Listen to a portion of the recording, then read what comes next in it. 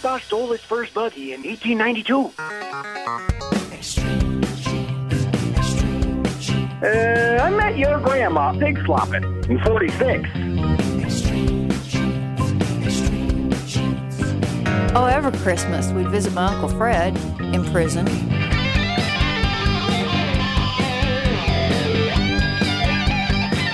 And welcome to America's Family History Show, Extreme Genes and ExtremeGenes.com. It is Fisher here, your radio root sleuth on the program where we shake your family tree and watch the nuts fall out. And if you're new to the show, this is where we talk about techniques for finding your ancestors, gathering those stories, interesting information, extending your trees. There's so much to do, and it is so much fun. And one of those experts is Sunny Morton. She has written a new book. It's all about finding your family history in church records. And she's got stories that she's found to go along with this. You're going to enjoy that. Coming up in about 10 minutes on the show. Hey, just a reminder, if you haven't signed up for our weekly Genie newsletter yet, this is a good time to do it. Well, any time is. So just get online at extremegenes.com or on our Facebook page and get signed up. It's absolutely free. You get a blog from me each week, links to shows past and present, and to stories that you'll be very interested in as a genealogist. And right now, let's head out to Boston and check in with David Allen Lambert, who I know is eagerly sitting by the mail right now, because, David, last week you told us you were getting a 19th century family Bible. Has that arrived yet? I got the Canada Post tracking number, and I'm actively clicking on it every hour on the hour to see where it is between Alberta and Boston, where it's being sent to my work. It looks like it will arrive early next week, so okay. I'm very excited. And you'll be there at like 6 in the morning, right? Just waiting for that I will be there waiting for the delivery. mailman to come out, like a kid at a Christmas tree, waiting for Santa to arrive with my family Bible. That's going to be a lot of fun. Well, it's always fun anytime you make a discovery, and I had another one this past week concerning my pirate ancestor that we've talked about a little over the last year and a half. There's a guy in Rhode Island who's a great pirate researcher. His name is Jim Bailey. In fact, there was a great article written about him and some of his discoveries involving a slave ship in 1696 that came into Newport that was actually a cover for these pirates. And apparently my ancestor was on this ship. He's been doing more and more research about these pirates who escaped justice and found that one of them had some interesting stuff the widow did in her will. And he said, you might want to check out the will of his widow. And I'd never really thought much about it. And so I went and checked it out. And the second item she had in the will said, I give and bequeath to my daughter my East India silk gown.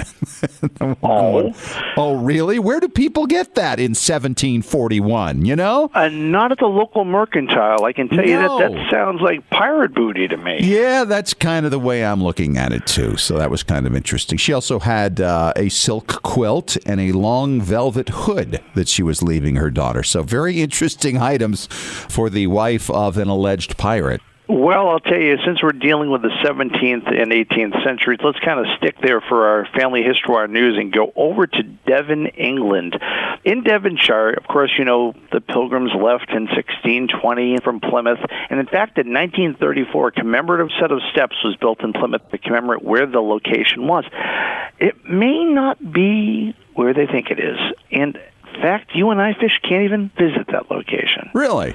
Because it's in the ladies' room at the Admiral McBride pub. Underneath the ladies' room at this pub is where the owner claims the actual steps are. That was the actual step-off point for the Pilgrims getting on the Mayflower. That's crazy. That's funny. Well, I mean, it makes sense. You'd want to use the facilities before a long ocean voyage. Right, of course, yes.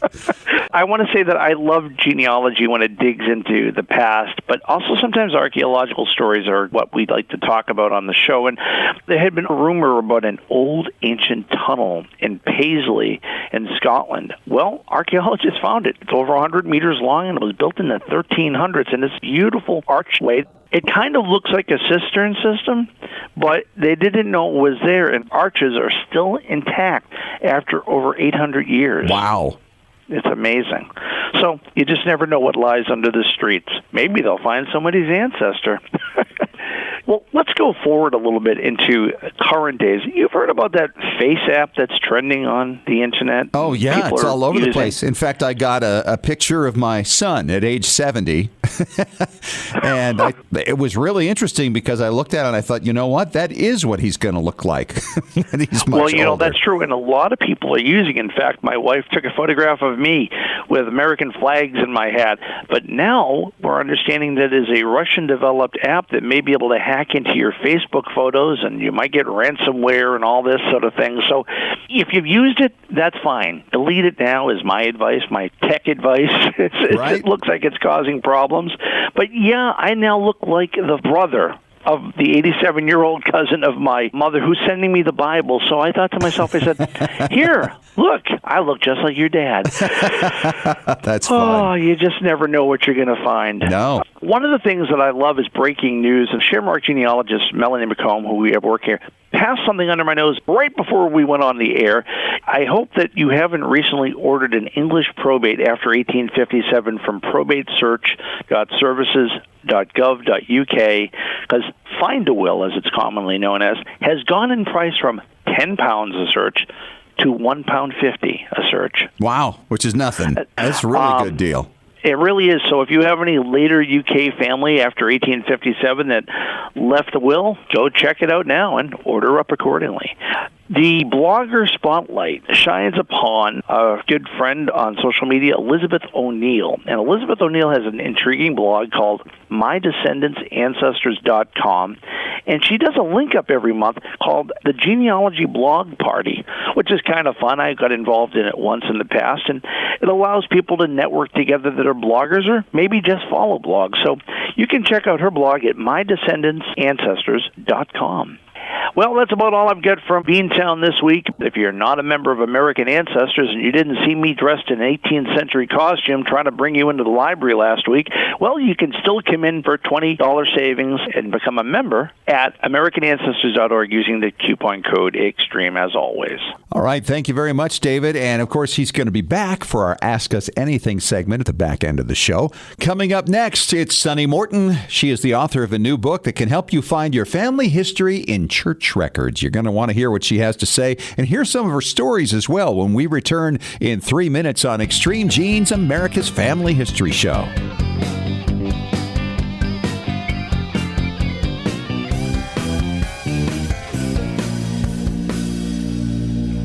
Have you hit a brick wall in your family tree? Are you unsure how to use your DNA test results to resolve a research question? Do you want to travel where your ancestors walked and need to find details before you go? Need help joining a lineage society? Whatever your genealogy research question, the answer is Legacy Tree Genealogist. Legacy Tree Genealogist has been helping clients all over the globe discover their story since 2004. Legacy Tree has carefully selected and trained professionals who specialize in hundreds of countries and languages, as well as probate research and DNA analysis. And when you need experts on the ground in the countries where your ancestors came from, Legacy Tree Genealogist calls upon its global network of on-site researchers who know the local language and how to get their hands on the records you need. Legacy Tree Genealogist is the world's highest client-rated genealogy research firm and is recommended by genealogy industry leaders worldwide, including MyHeritage, 23andMe, and more. Request your free quote today at legacytree.com. That's legacytree.com. Whether you're new to family history, a seasoned pro, or you simply miss the event in Salt Lake City, now is your chance to connect at Roots Tech London.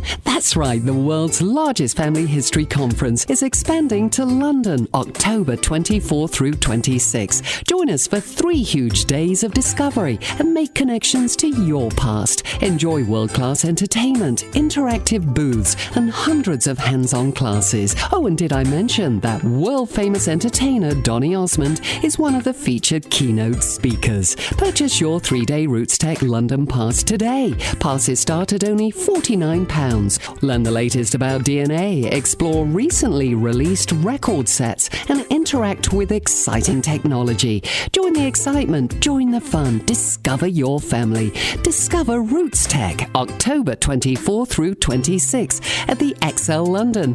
Register today at rootstech.org/London. Genie's, it's Fisher with a thanks and a shout out to members of our Extreme Genes Patron Club. We are blessed to have so many friends of the show supporting Extreme Genes. Monthly contributions start at just $1 and go up to the cost of a couple of really tasty large smoothies with added fruit. just $8. Patron Club member benefits include early podcast access, and our special bonus podcasts include photo experts, legal experts, DNA specialists, and so many more. You can even get expert advice on specific questions you're struggling with in your family history research. So go to patreon.com/extremegenes and get signed up. That's patreon.com/extremegenes. Now, I know those smoothies would taste great, but they're not nearly as satisfying as discovering your family. The choice is yours. So get signed up right now. We look forward to helping you out. And thanks for supporting Extreme Genes.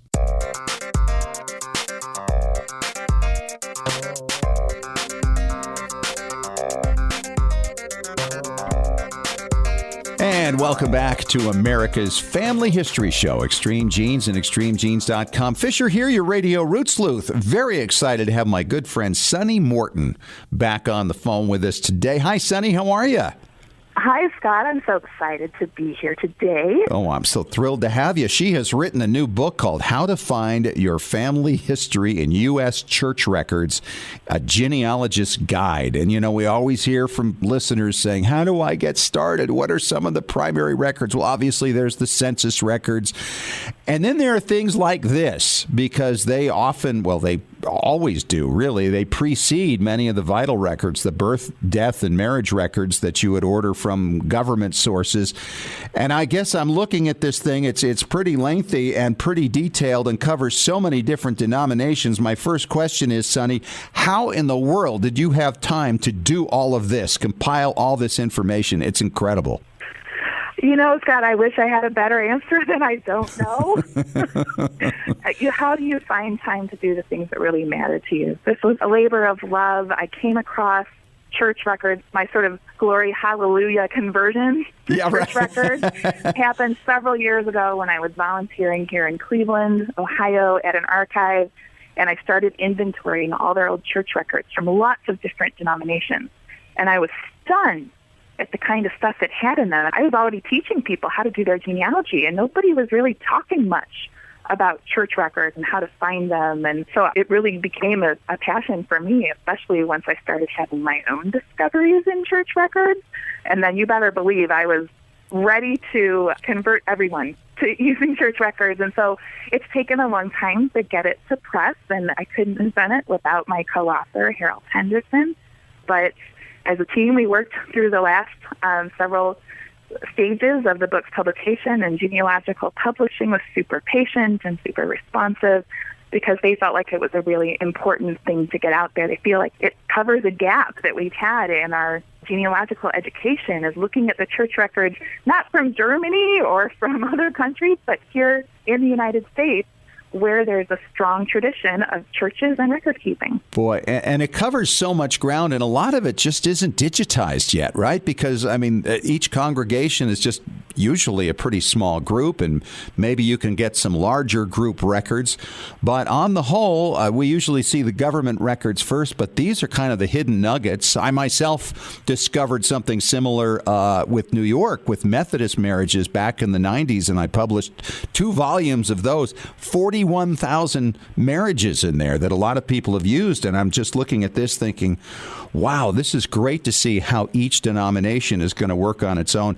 You were mentioning that you had your own experience there. What was it that you found using church records? Well, okay, I'll give you a story. Okay. And this is tracing my husband's line, and this is the Ohatnicki family. And I know that the name Ohatnicki sounds like a nice Irish family, but it's not. It's actually a Slovakian family. They were immigrants in the little borough of Oliphant in Lackawanna County, Pennsylvania. And I was researching them. I was not quite a baby researcher, but I was probably a teenage researcher. Okay, you know how you can kind of right. characterize your growing up years as a researcher. So I had found some great things on this family, but I was really stuck. So Andrew and Rose were my primary couple of interest, and I started pushing back a generation to Andrew's parents. I knew they were immigrants. I knew they originally spelled their name with C's and Z's, not like the easy way that I was looking at it. And I couldn't figure out exactly where they were from. The census just told me the country. The dad's naturalization papers just told me the country. I couldn't find a passenger list entry that I was for sure about for either parent. Right. I had some that I was like, well, this could be them, but I don't want to go down the wrong track. So I got desperate enough that I actually started cold calling people named Ohotnicky in the Oliphant area. I don't know if you've done that before. No, that's pretty desperate, though. Yeah, amazing. I was pretty desperate. But they still had the same first names that were in the family tree 100 years ago, so I'm like, they've got to be related. So they passed me off pretty quickly to an elderly aunt, the people that I talked to. And she was kind enough to talk to me, and she sent me things that I didn't know, but she didn't know that all-important detail, where exactly was the family from. So I got really desperate, and I was just like, well, where did they all go to church? And she paused for a second and then acted like she was a little annoyed, almost acting like I was kind of stupid. She was like, well, they went to Holy Ghost Parish, of course. And I'm like, well, yeah, of course. I'm sorry. Yes. Yeah. We all knew that. Yeah, of course. I knew that. How could that slip my mind? So I was very grateful, though, that she would tell me that detail, and it turned out to be crucial. So the first thing I did, of course, was to Google Holy Ghost Parish in Oliphant, Pennsylvania, because that's where a lot of my questions start at the broadest range. And I came across a website that had a little one-page history. And it said that the first Slovak Catholic Church in this area said a little history of them. It said that the early parishioners were immigrants from like 5 different counties in what used to be Hungary. And so it gave me specific names of places. And I started salivating a little bit. And then it had this great story. It said 21 dedicated Slovak families pioneered the effort to establish a parish. During the summer of 1888, they, along with Slovak families from Forest City to Taylor, spearheaded a combined effort to solicit funds for a church. The little frame church was erected by the strength and sweat of men after their regular day's work. This group dug with picks and shovel often well beyond midnight until the excavation was completed and the stone foundation placed. Wow. And then it goes on to say when the cornerstone was put in place, and they celebrated the first high mass on Christmas Day of 1888. So you got a lovely story there. I do, and of course, I'm like, well, were my Ohotnickies part of this pioneering group of families? And so suddenly I really want to find the connection here. So I was able, when I Googled and found a website, I was able to reach out to the church, and during this time that I was corresponding with them, they were merging with another parish just down the street. This was the Slovakian ethnic parish that was merging with the Irish parish down the street. And this is fairly common. You'll find this in all denominations. Right. They're very similar churches, maybe the same denomination or a very similar denomination, who fall on hard times or their members migrate out, and so they end up combining forces. So that's what they were doing, and I was able to talk to the new parish administrators, and I started ordering some records from them. It took a while. I had to be patient, and I had to be really polite, and I spent my money. But gradually, I got both genealogical information and a great story. I got baptismal certificates for Andrew and Rose's kids. I got burial and marriage information on a lot of his kids and his siblings. And going back to the immigration generation that I really wanted to find, I found baptismal certificates for their kids, so Andrew's siblings. Andrew's was interesting because he was born right there in Oliphant. He was baptized just 2 years after the church was completed. So I'm like, okay, come on, they had to have been there. I can place them 2 years. I'm getting closer, right? So the evidence that the family would have belonged to this little community, because I didn't have any exact date of arrival for them. But even more crucial was the baptismal certificates of his siblings. These confused me a little bit because it said that they were born in little towns in Slovakia, and that I couldn't pronounce. But of course, my heart was just like, oh, I have a hometown. And then I realized that the certificates also said that they were baptized a day or two later in Pennsylvania. Huh. That's exactly what I said. So that's even less probable in the 1890s than it is today, right? Yeah, that's kind of weird. Did they take a flight or something? Right, exactly. So I wondered what kind of mistake this was, but I also wondered if it was a really fortuitous one. Did it mean that there was a parent's birthplace right there in that record that I just didn't know about because they were only sending me typed certificates? I wasn't seeing the original image. So I called them, And I was really grateful. They went back into the records and they looked at them and they're like, oh, yeah, that's the parents' birthplace. Sorry.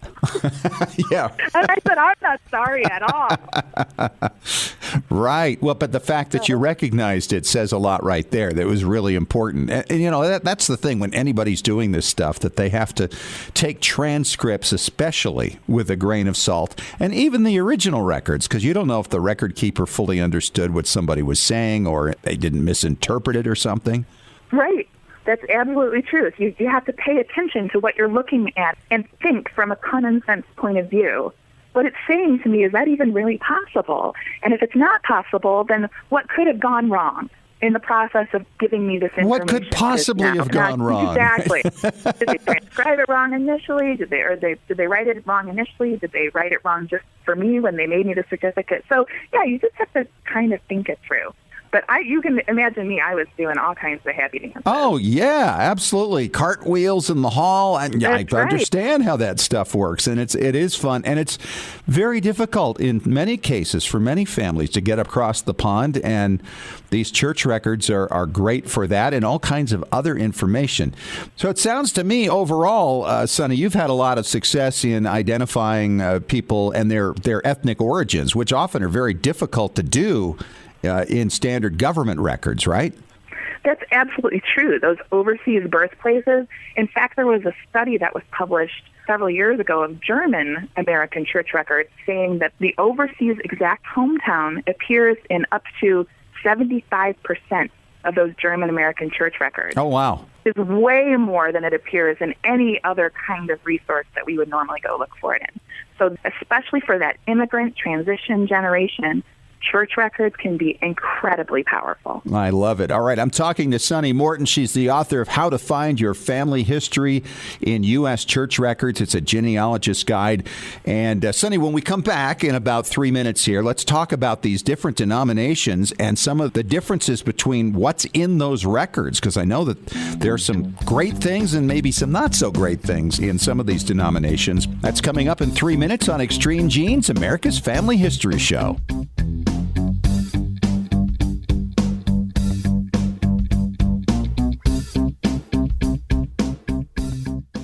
Looking for an easy way to show off your family history and share it with your family? Family Chartmasters offers beautiful custom pedigree art pieces and inexpensive family reunion draft charts in any design or size that fits your needs. With a free consultation at FamilyChartmasters.com, you can get started creating a new family masterpiece. Family Chartmasters has over 11 years of experience in creating and printing family charts. They can print any style genealogy chart from any genealogy file and can create exactly what you're looking for. You'll work with a specialized and talented consultant whose goal is to make you happy. Decorative charts make fantastic gifts for all occasions. And with Family Chartmasters' option of ordering duplicate charts at half price along with your original purchase at full price, you can afford to give a family heirloom to each member of your family.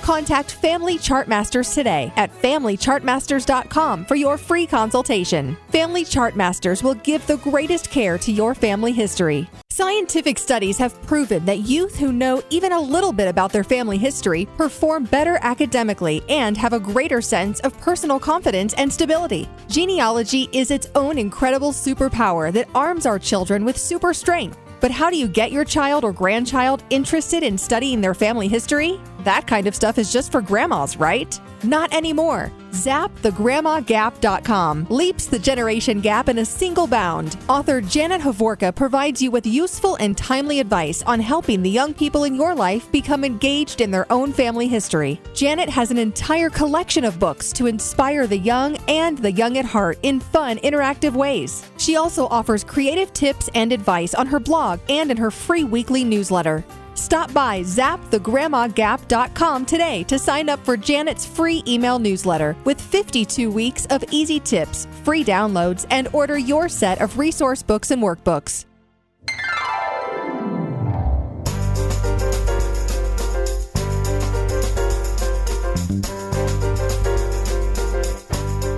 Hey, we are back at it on Extreme Genes, America's Family History Show. Fisher here, your radio root sleuth with my friend Sunny Morton. She's the author of How to Find Your Family History in U.S. Church Records. And Sunny, I was going through this, and your list here is, what do you got, like a dozen different denominations and what can be found in those. And you've got samples of them and pictures of them. And I'm thinking this is just invaluable stuff. Of the 12 denominations, which ones would you say are the most valuable? In other words, which ones are you hoping your ancestors belong to, right? So we get to pick the churches that we hope they belong to. That's awesome. I would say I would love to find Quaker ancestors because their records are so rich in terms of their daily lives. And I once looked at a Quaker marriage record that the entire record was 2 manuscript pages long because it listed every single person who was present at the ceremony. And it listed the entire marriage vow, and it listed all of the grooms and the brides, not just their names and residences, but also the parents and where they were from and if they were still living. And this was a very strong community, and they recorded a lot of detail about the community. Yes. They also typically say where they came from previously. Yeah. So you could follow the different congregations as they went from place to place over time, which is hugely invaluable. And by the way, for those people who are wondering, well, where do the stories come from for the family? Boy, when you find something like direct quotes of exactly what the marriage vow was, boy, what a great detail for a family history. That's a great story. Yeah. Well, and another aspect to consider is it's not just what are really good genealogically kept records, but also what's online. And Ancestry.com, just one collection of their Quaker records is over 6 million records. I think about not only what are the good records, but what are the records that are easy for me to get hold of. And the same thing with the Dutch Reformed Church, a lot of really great records, especially if you can start to read the language, not intimidated by that, and those are online. A lot of great Methodist and Lutheran records. Ancestry is in the process of bringing millions of Methodist records, mostly from the Midwest, online, and that's a growing amount. I love the Roman Catholic records. I just was telling that story about the Ochotnikis, where there's so much in these sacramental records, and they're kept pretty reliably. So a lot of churches, you hope that you can find the church, and you hope that you can find the records somewhere at the church or at another nearby archive or something like that. But pretty much in the Catholic Church, if the parish is still open, the records should be there or at their diocesan archive. So, you just have to learn to interpret the Latin version of people's names, though, right? And you just have to hope that they transcribe the certificate correctly when you send it to you.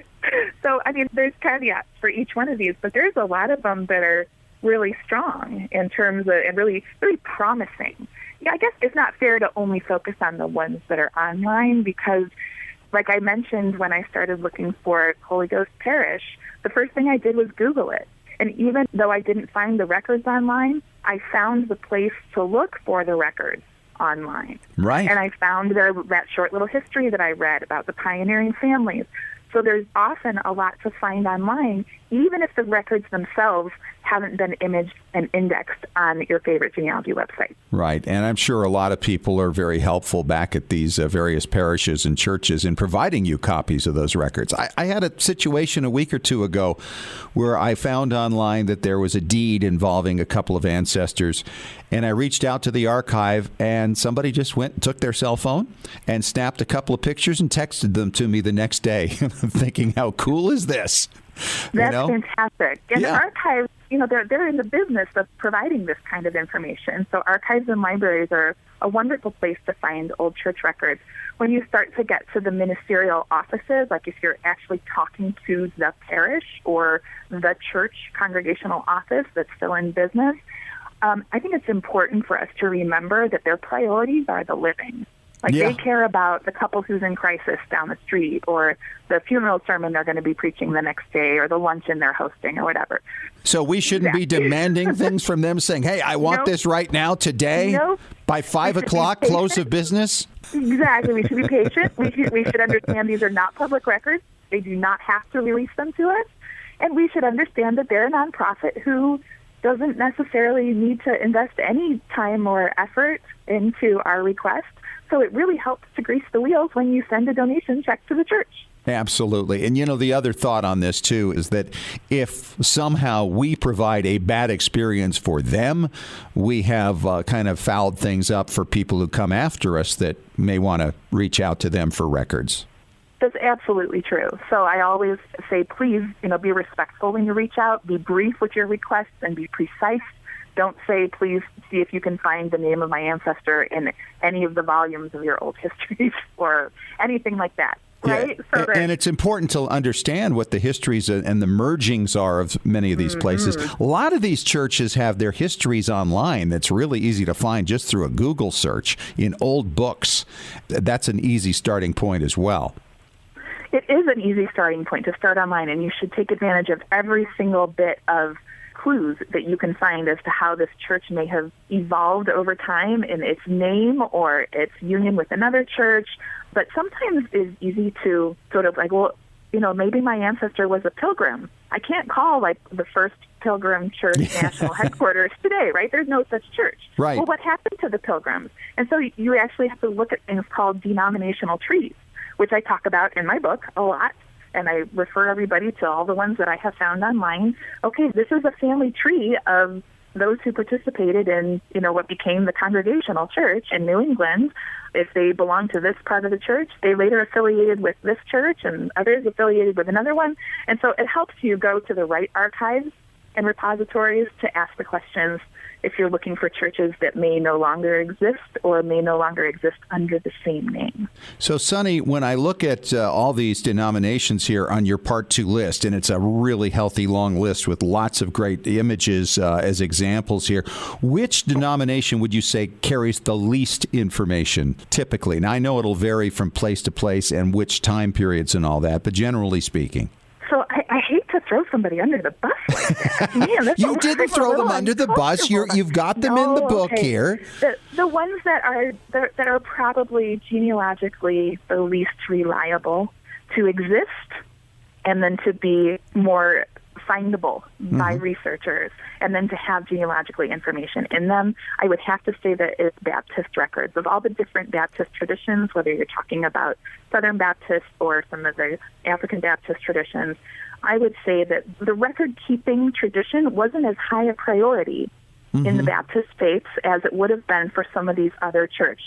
The priority was really more on the religious community, the religious experience, helping other people have a religious experience.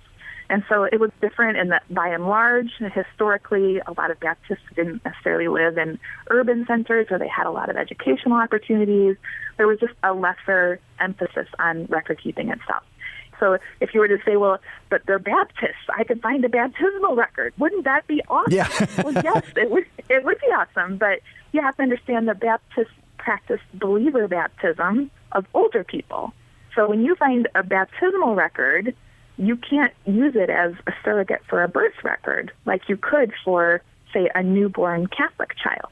She's Sonny Morton. She is the author of How to Find Your Family History in U.S. Church Records, a genealogist's guide. It's a brand new book from Genealogical Publishing Company in Baltimore. You can get it through them. I would imagine you can get it on Amazon. Yes, Sonny? Yep, it's available both places. We always love it when you buy from the publisher. Well, it's a great book, and I really can't recommend it enough because there's so much information to be found. Thanks so much for joining us. Thanks for having me, Scott. I really enjoyed talking to you. And coming up next, David Allen Lambert returns from the New England Historic Genealogical Society with our Ask Us Anything segment, answering your questions when we return in 3 minutes on Extreme Genes, America's Family History Show.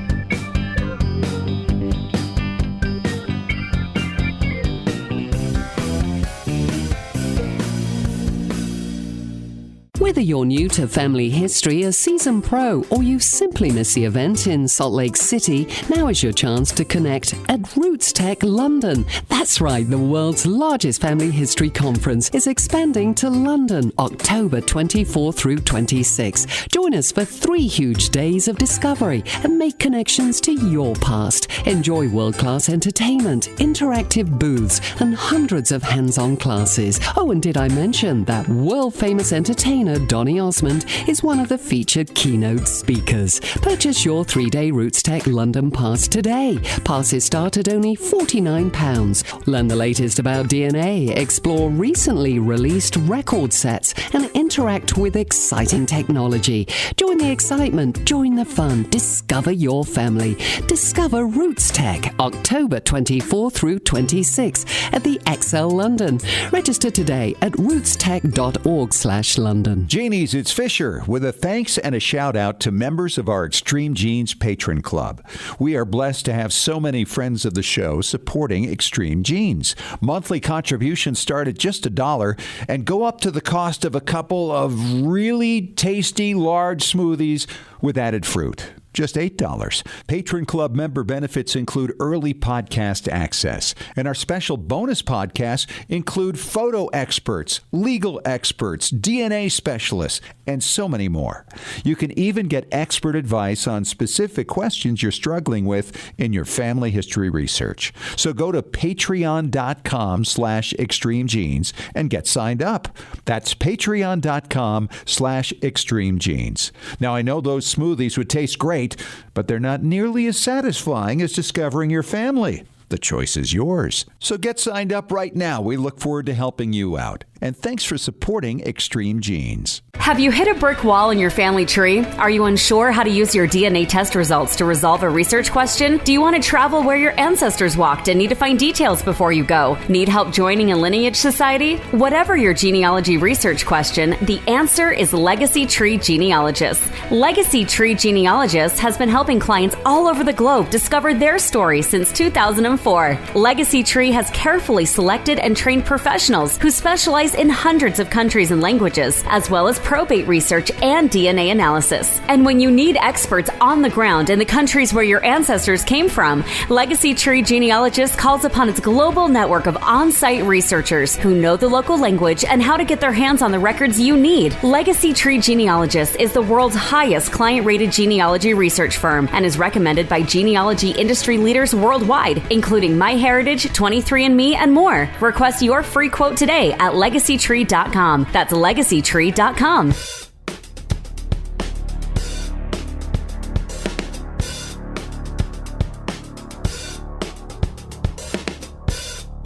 Welcome back. It is America's Family History Show, Extreme Genes, and extremegenes.com. It is Fisher here, your radio root sleuth. David Allen Lambert is back from the New England Historic Genealogical Society and AmericanAncestors.org. And it's time for our Ask Us Anything segment. And I love this, David, because we get so many great questions like this one from Nita in Milwaukee. This is actually addressed to me, and she said, Fisher, you mentioned in your visit with Sonny that you had this book on New York marriages. How would you know which church my New York City ancestor got married in? And that's a great question. You know, how do you know which church they belong to so you can search those church records and not just see it necessarily in an index?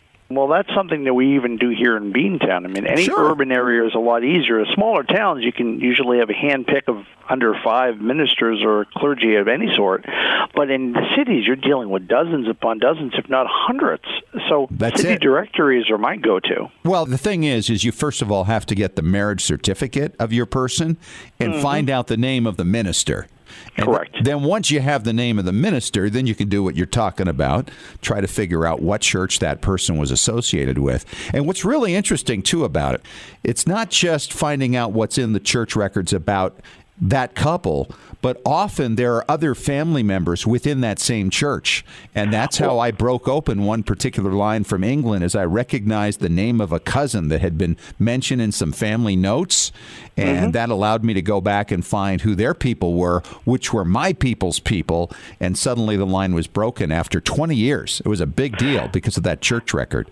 Occasionally, you can even find portraits or photographs of the person who performed the ceremony. In the case of Parson Caleb Bradley up in Stroudwater, Maine, he married my third great-grandparents back in 1808. I have no photographs of them or paintings, but there's a photograph of him. But he also left a diary And if you ever want to find the true stories of how the clergy felt about your family, seek out those diaries that are not in the church records. Now, wait. What did this guy have to say about your family, David? Yeah. Well, yeah, not to quote it exactly, but it's something along the lines that Parson Bradley was asked to admire one of the latest children in my third great-grandparents' large family. And he said something along the line of, I would rather admire another barrel of flour in that house than another child in that brood. And I'm like, okay. Wow. Isn't that funny? But what a great little ditty. And, this is the thing. When you're writing histories, you could get a photograph of the person who married your ancestors, even if you don't have pictures of them. I've done the same thing, David. I have several pictures. And these pictures from the 19th century, they're out of copyright. And so you can use those as you put your histories together. Photographs of the churches, some still stand, some are gone.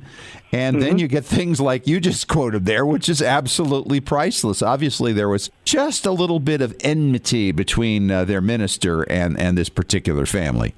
It's true. And occasionally, you seek out these photographs from universities or the church might have it itself, or flea markets. I was with the photo detective Maureen Taylor seeking out photographs for the book we worked on the last muster, and a person had a box of old CDVs, the old paper photographs, carton receipts from the 1860s.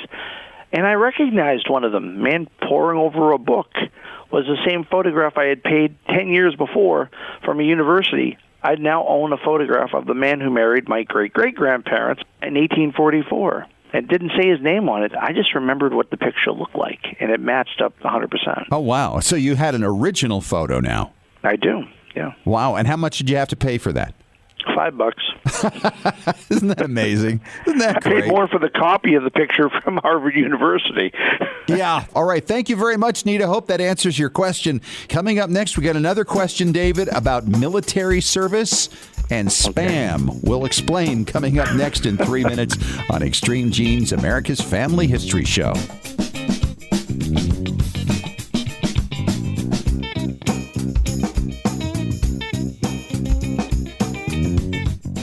Looking for an easy way to show off your family history and share it with your family? Family Chartmasters offers beautiful custom pedigree art pieces and inexpensive family reunion draft charts in any design or size that fits your needs. With a free consultation at FamilyChartmasters.com, you can get started creating a new family masterpiece. Family Chartmasters has over 11 years of experience in creating and printing family charts. They can print any style genealogy chart from any genealogy file and can create exactly what you're looking for. You'll work with a specialized and talented consultant whose goal is to make you happy. Decorative charts make fantastic gifts for all occasions. And with Family Chartmasters' option of ordering duplicate charts at half price along with your original purchase at full price, you can afford to give a family heirloom to each member of your family. Contact Family Chartmasters today at FamilyChartmasters.com for your free consultation. Family Chartmasters will give the greatest care to your family history. When was the last time you heard your grandmother's voice or saw your family enjoying life back in the 1950s or 60s? If the reason is you haven't known what to do with your old recordings, videos, and films, here's your answer. The Multimedia Center in Salt Lake City. We brought in a video project to the Multimedia Center, and overnight they duplicated it to DVD so we could meet our deadline. The Multimedia Center, 2870 East, 3300 South, Salt Lake City. Open Monday through Friday, 10 to 6. Call 801-483-1717 or go to transferduplication.com. Genies, it's Fisher with exciting news. The Weekly Genie, the official newsletter of Extreme Genes, is here. It's your Monday morning briefing on what's happening in the world of genealogy and family history and on Extreme Genes. Get all the details of jaw-dropping stories of discovery and keep up with the latest techniques in family history research. Get to know more about your favorite Extreme Genes personalities. And it's free. Sign up for the Weekly Genie now at extremegenes.com or the Extreme Genes Facebook page. And when you do, you'll receive David Allen Lambert's Top 10 Tips for Beginning Genealogists from the Chief Genealogist of the New England Historic Genealogical Society. Sign up today for the Weekly Genie.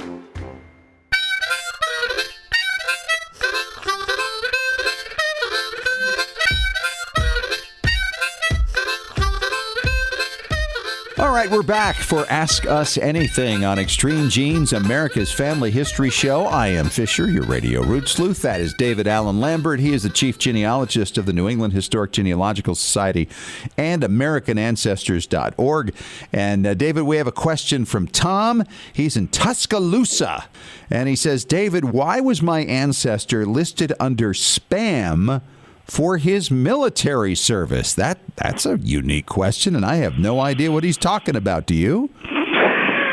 It probably is the 1930 census, where they ask what military service or war were you participating in. They use acronyms, so like the Civil War is CW or WOR for War of the Rebellion. World War I, of course, is still just World War or the Great War. Mm-hmm. And then you get IW, Indian Wars. But, yeah, for the Spanish-American War, the acronym is SPAM. No. Spam. Yeah, that's probably what it's coming from, or somebody had an abbreviation that they couldn't fit it on a card. And then, of course, you have PI, which is for the Philippine Insurrection, which was immediately following the Spanish-American War. So that's probably what you've got, Tom. It's probably not his dietary concerns, but his military service in 1898. Well, I don't think they had any dietary spam back in 1930, did they? Maybe they did. No, they were probably still doing hardtack. Yeah, something like that. Hardtack and cold coffee. Were these acronyms used universally through government records or just in the 1930 census? Well, I mean, I'm sure anybody abbreviates anything under the, World War I has always been WW1. Before World War II was just the World War, or WW, or GW for Great War. So I think people are just trying to shorten up the amount of word count that they have, and they may have had a form or something. And in the census, it's a very small little column, so whatever you could squeeze in there, and of course trying to spell out Spanish-American War is probably not going to cut it. So that makes sense that's probably where it's penciled in. I did have somebody ask me the same question a long time ago in regards to something in the census, and they said, what does that mean? I said, well, it's not food. No, that's right. Well, I know that in New York, for instance, in 1890, they did a census of the Civil War vets. Mm-hmm. And there's all kinds of interesting information. I'm sure that they had to shorten a lot of things for these various little columns they make in overall accounting of individuals and what they did in military service. All right, imagine if you had to spell out the 101st New York Artillery or something like that. Yeah. So you're going to get 101 NYART. I mean, whatever fits. It is important then for people to figure out what some of these acronyms mean when they run across them. And most of that, I would imagine, is simply available online, right? It really is. In fact, it's also a good topic for Ask Us Anything, so you can reach out to me at any time you have any military acronym questions. I'm more than happy to engage you. Yeah, absolutely. Not militarily, of course. Not militarily. We're not a violent show here. No, family friendly. Absolutely. And by the way, if you have any questions at all for Ask Us Anything, it's really easy to ask us anything. You just email us at askusanything@extremegenes.com. And we'll be happy to consider your question. And, of course, we have a variety of experts who come on, so it really doesn't matter what the topic is. Ask away. We're happy to help. And, David, thanks so much for coming on again. And we'll catch you again next week. And good luck with the Bible once again. Thank you, sir. Well, we have reached the threshold of the end of the show. And thanks so much for joining us. Hope you enjoyed the stories about the Scottish tunnel that's been found deep underneath the old country. And, of course, the Mayflower Steps that may actually be under a women's room in a pub. You can't make this stuff up. And, of course, thanks so much to Sunny Morton, who has come on talking about her brand new book to help you find your family history in church records. And, of course, if you missed any of this, you want to go back and listen to it. Catch the podcast on extremegenes.com, iTunes, or iHeartRadio. And don't forget to sign up for our weekly Genie newsletter. Talk to you again next week. And remember, as far as everyone knows, we're a nice, normal family.